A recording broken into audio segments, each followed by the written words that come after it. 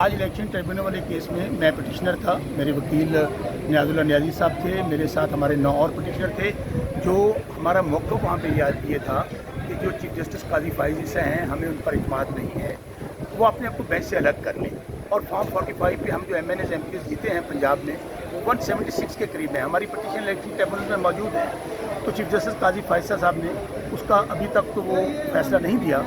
دیکھیں، آپ کو یاد ہوگا کہ چیف جسٹس گلزار صاحب نے 5 رکنی بینچ تھا جس میں نے واضح طور پہ اپنی آبزرویشن دی. وہ PLD 2021 سپریم کورٹ پہ 446 میں انہوں نے کہا کہ جتنے کیسز عمران خان اور تحریک انصاف کے حوالے سے ہیں چیف جسٹس قاضی فائز عیسیٰ صاحب ان کو نہ سنیں. یہاں پر کیا ہوا؟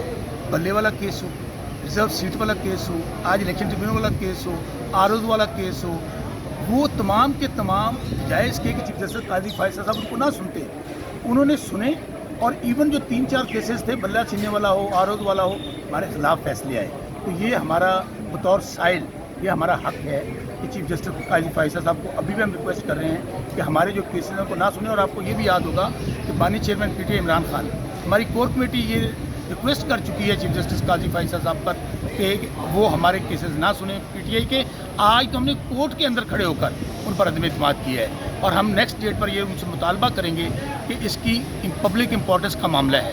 کروڑوں لوگوں نے ووٹ دیے ہیں کہ اس کو لائیو دکھایا جائے اور پھر ہمیں ایڈیشنل ڈاکومنٹس دکھانے کی اٹیچ کرنے کی اجازت دی جائے، جن میں آپ کو یاد ہے کہ ہاؤس آف کانگریس نے، UNO نے، پتن نے، فافن نے، وہ بھی ہم ریکویسٹ کریں گے.